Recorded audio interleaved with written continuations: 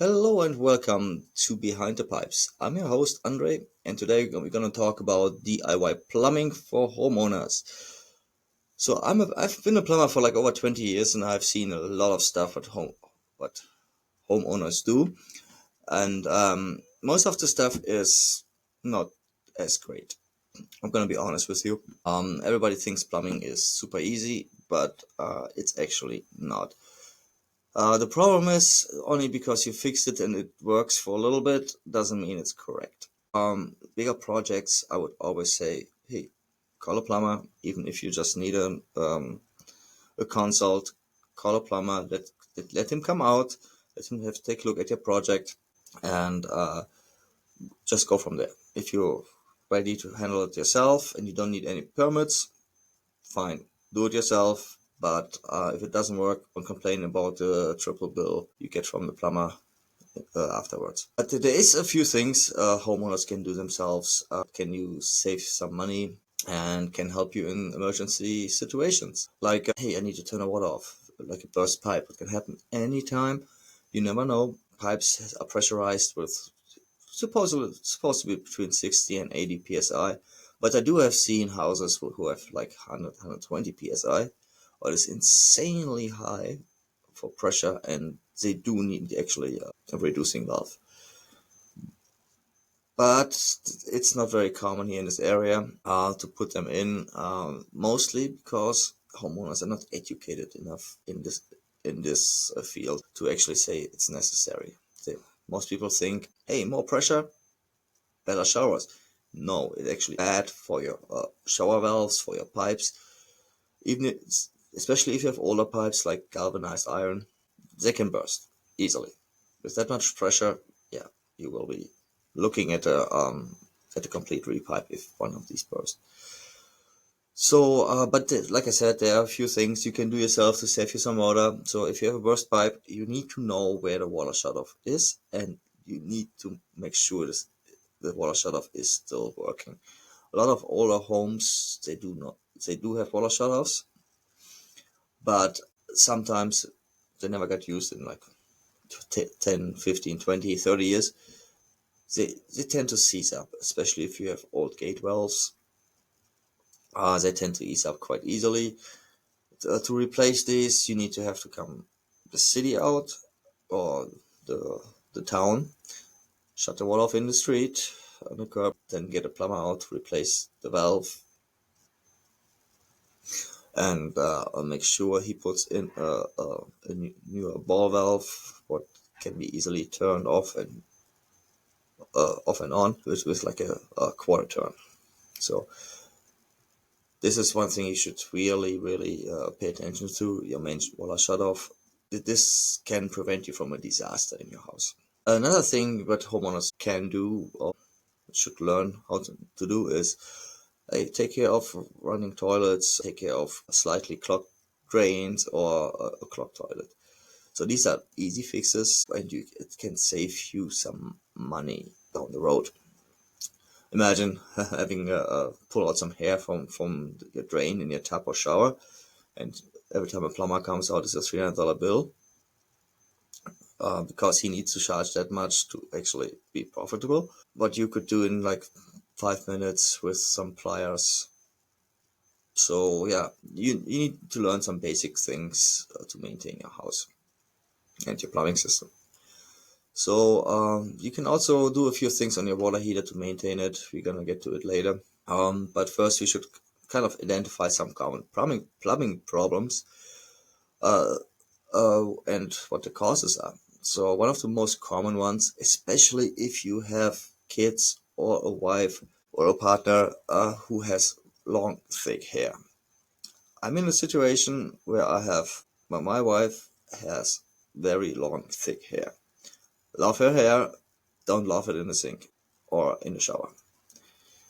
And, and here's why. It always clogs up our drain. Every 4 to 5 weeks, I have to take the knob off of our bathtub, take some needle nose pliers, and pull out her hair. It's all her hair. I can see because she has a different color than I am. So, and it's not nice. So it's really gross, have like wet, soggy hair pulling out there, and it's not little. It's I probably could make a hat of that every time. Well, maybe I should make a hat out of like used drainage hair and sell it on Kijiji or something. Maybe I would make a good money from that. Maybe I should try that. But if you have somebody living in a house with long, thick hair, wife, partner, kids, then you should learn how to do it. Most bathtub drains have this lift and twist, and usually you can just unscrew it, take it out. Sometimes it's a little hard. You might need some pliers to actually loosen it.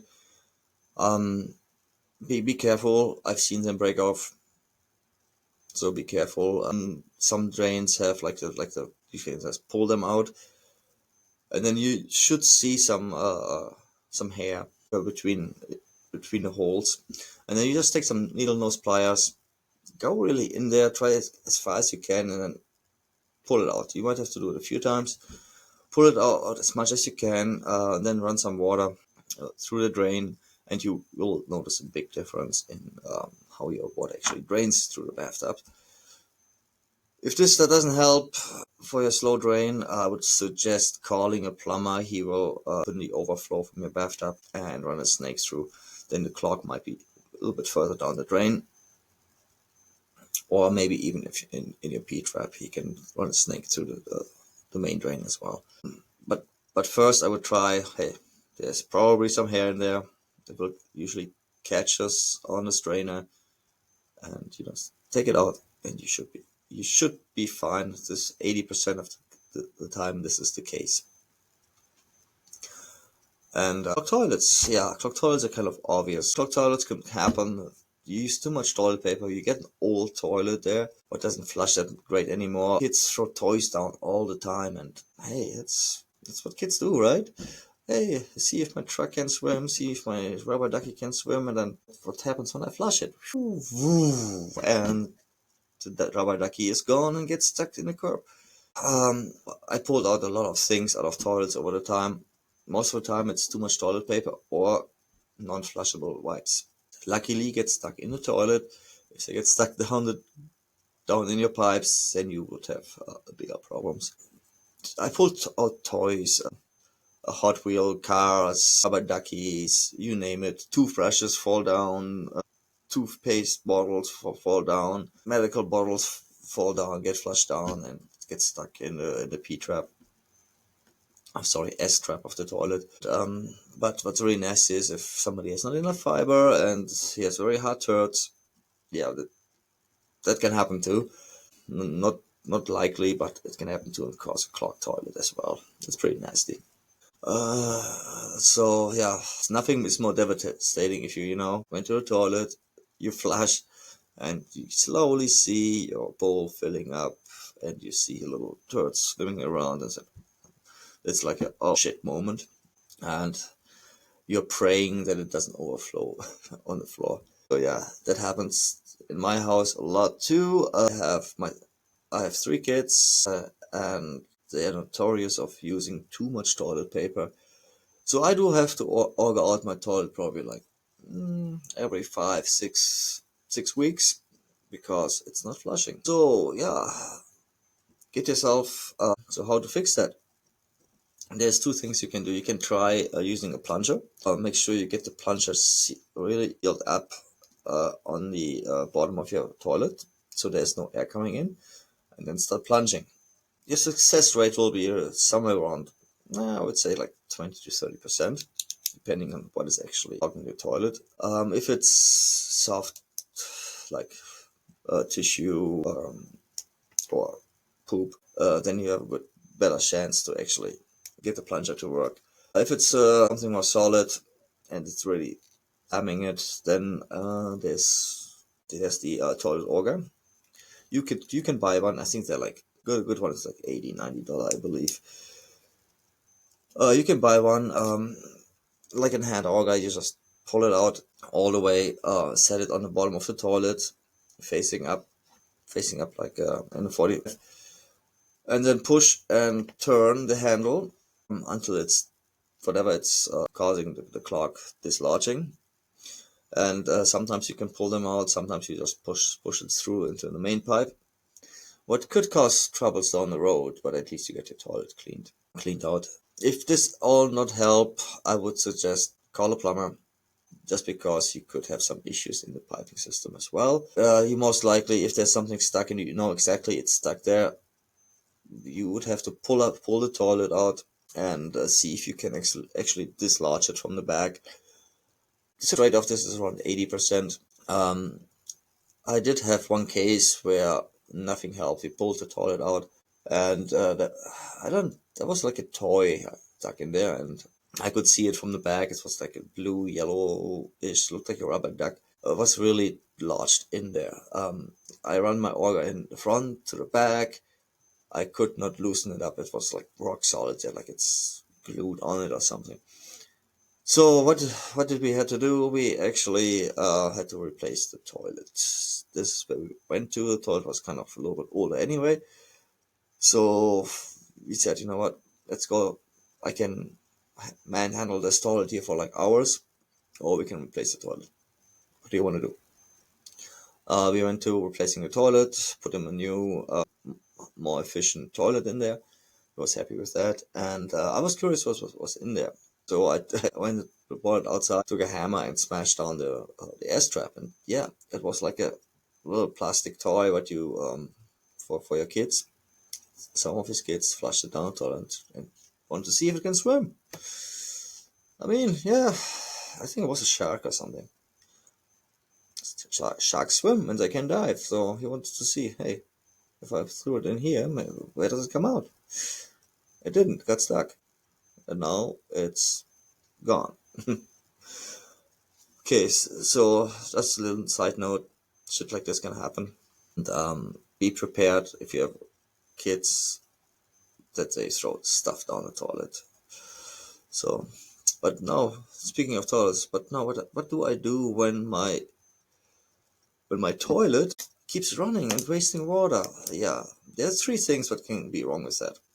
Usually, three things. One, your fill valve doesn't shut off anymore. Two, your flush valve is leaking into the bowl. And number three is your flapper, what is leaking into the bowl. So there's most likely it's the flapper. You can check this out and see if your fill valve constantly runs. It usually makes a little noise, but if it stops and then intermittent runs, most likely it's your flapper what is letting water through. Flappers usually wear out every 5 to 10 years. Depending on your water quality, if you have lots of chlorine, iron in the water, it might wear out earlier. At the end, it's only made out of rubber, and rubber wears out. So to replace the flapper, the best thing to do is you shut the water off on your toilet. On your shut-off valve should be on the left-hand side of your toilet. Turn it off. Flush the toilet because you don't want to get your hands in cold water. Flush the toilet. Take your flap off. The flapper is attached to the handle. There should be a little chain you can just slide off. There should be two hooks on the flush valve where you just take off the flapper. Take the flapper, go to Home Depot, Rona, Lowe's, whatever, to your next hardwood store, and see if you can get the same size flapper. They're different sizes, so make sure you get the same size. And then you just do the same thing again, just backwards. You hook it up to the two hooks on the flush valve, hook up the chain. Normally the new flapper comes with a new chain. So you hook up the chain. You might have to adjust it a little bit to get the right length. You should have a little slack, but not too much slack. Does make sense. So then you can try. Fill the toilet, flush the toilet. See, does the flapper go all the way up? No, then you have to adjust it a little bit. Does the flapper go all the way down? No, you have to adjust it a little bit. This can take a little bit to adjust to get the right one. So most likely it's a flapper. It's an easy fix. You can do it yourself. As a plumber, we probably have to charge around $200-300 just for the flapper, just to make our business profitable. And everybody is complaining about the high prices, but by the time a plumber goes out there, you the call, gets dispatched, he has the right parts on his truck, drives out to you. There's already like 30 minutes, 45 minutes on the clock. And then he's another half an hour to an hour in your house. So it's what even the flapper can go on an hour and a half to 2 hours, but the plumber from the business gets paid. And this he has to charge to the customer. And that's why little things are usually more expensive than bigger ones, because we have to go drive there. We have to make sure we have the right parts on the truck. We have to do the repair. We have to talk to the customer. And then even if it's just a 10-minute repair, like a flapper, there's still about an hour and a half what goes actually into the job. So don't complain about the big one. You get a professional to do an easy job. You still pay professional prices. That's for the flapper. Flush valve is a little bit more work, but basically goes very similar the same way. Turn the water off to your toilet, unscrew the braided hose or the supply line, and then there's a little nut underneath. Usually, you unscrew as well. Make sure you have like a little glass or mason jar underneath, because there will be some residue water in your tank. Yeah, don't forget to flush the toilet beforehand before you undo that. There will be some residue water underneath in your tank. You can sponge it out, but you can put a mason jar underneath too and catch it. Then you should be able to pull the fill valve out, put a new fill valve in, and do the same thing. You screw it on just hand tight. There's a plastic nut, you just hand tight, but as tight as you can. Put the supply line back on. Then there's usually a little hose what you from the fill valve on top you put into the flush valve, into the overflow tube, and then adjust the fill valve. Usually you want to be like about half an inch underneath your overflow tube, and then turn the water on, see how it fills. You might have to readjust it a little bit, flush it, see how it works, test it, all good to go. Easy peasy. For your flush valves are a little different. If you replace the flush valve, you have to remove the tank most of the time. Unless you have a one-piece toilet, they're a little bit different and more complicated. But for a standard two-piece toilet, you would have to remove the tank and basically replace it like a fill valve. Remove the tank. There's a nut underneath, like a 4 or 5 inch nut. Take it out. Go with the flush valve to Home Depot, Lowe's, or whatever. Get a new flush valve. Bring it back in. Put it back in the same way. And don't forget to, if you remove the tank, don't forget to replace the toilet bowls as well, because why not? It's a low value item. Why not replace them as well at the same time?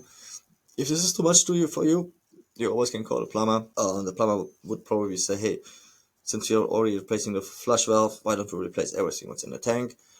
We'll give you a discount and a peace of mind to have everything replaced in your tank. This is what I would do, because the price difference between a flush valve and replacing everything is not that much, because you have to take the tank off anyway. So why not replace everything at once? Okay, so now let's talk about water heaters for a second. So how to maintain your water heater, what you can do as a homeowner. So the most common thing what I hear, I flush my water heater every year, but it's still leaking. Yes, because you only drain it, you don't flush it. That's why. So how to flush your water heater? First of all, I would say flush it once or maybe twice a year, depending on your water quality. So you gotta flush it. You can test your TP valve. Is the little valve, usually a plastic tube attached to it, what just drops down on the floor. You can test it. There's a little metal lever, and you can open this up. Water comes out. Let the lever go. It should shut off. If it keeps dripping, time to replace the TP valve. You can check your anode rod. You need like I can't remember the size, but the big breaker bar or a drill works sometimes too. But it's in most water heaters. There's a little slot. You have like hot, cold, and there's usually a little slot. where a nut is coming out, and this is your anode rod. You loosen it, turn the water off first, and flush a little, and drain a little water out. And you can loosen it, try to pull it out. If it looks worn out and gross, it's time to replace it. Very easy to identify. If your water heater is older than 5 years and you haven't done anything, don't start flushing your water heater. Do not flush your water heater. The sediments in your water heater actually sealing little micro cracks up. If you flush these sediments out, your water heater may or may not start leaking. So if you haven't done anything in 5 years or 2, 3 years, 3 to 5 years, don't even start, don't even bother. Wait until it starts leaking or wait until you're ready to replace it and then start fresh. So how to flush your water heater? So how to flush your water heater is actually quite easy. So all you need to do is hook up a garden hose to your drain on the bottom of your water heater. Bring your garden hose to outside to the floor drain, whatever. So now you're gonna turn your water off to your water heater. There's a little valve on top on the cold side, and you turn on your drain. You drain it out a little bit, and then periodically you turn on the cold water to the water heater. Make it like a flush. You pressurize it. What this does is that it actually flushes out the sediments. So let's run it for like 5-10 minutes at a time. Just drain it a little bit. Run it again. This whole thing should take about 30 to 45 minutes, and you should have flushed out most of the sediments anyway. If you have one of these like plastic drain valves, you may want to look into replacing that to a full port ball valve just to get the sediments out easier and better. Because there's a big difference if you drain sediments out to a 5 millimeter hole, meter hole, or actually a half-inch hole or 3/4 inch hole. That's a big difference. So much for that. Easy peasy. And when you're done, you just turn your drain off, turn the water back on, fill the water, make sure you let the air out, go to all hot water taps, open the hot water side, and wait until the air is gone. So there's a few things you should never do as a homeowner. Do never, ever work on gas appliances. If you do work on gas appliances, you need to be certified for that. Do you work on gas appliances and gas lines? It's a big no-no. It actually can not only bring yourself in danger, but also your family and your property. So do not work on gas lines, please. Big drainage clogs should be, it's best to leave it for professionals. They have better equipment, more experience. If you try to get a drain auger or a drain machine from a rental place and you want to do it yourself, be careful. I've seen even experienced plumbers cut their fingers off handling these machines. I would suggest leave it to the plumber. They have better equipment, more experience. They do have a feel for it when they have to pull the auger back and pull it forward. Most of the installs I would leave to the professional. They're faster, more experienced. They do provide warranties, but you as a homeowner, you can't. If you screw up, it's all on you. If your plumber screws up, it's your plumber. So, and again, don't install your own gas water heater or electric water heater for that matter.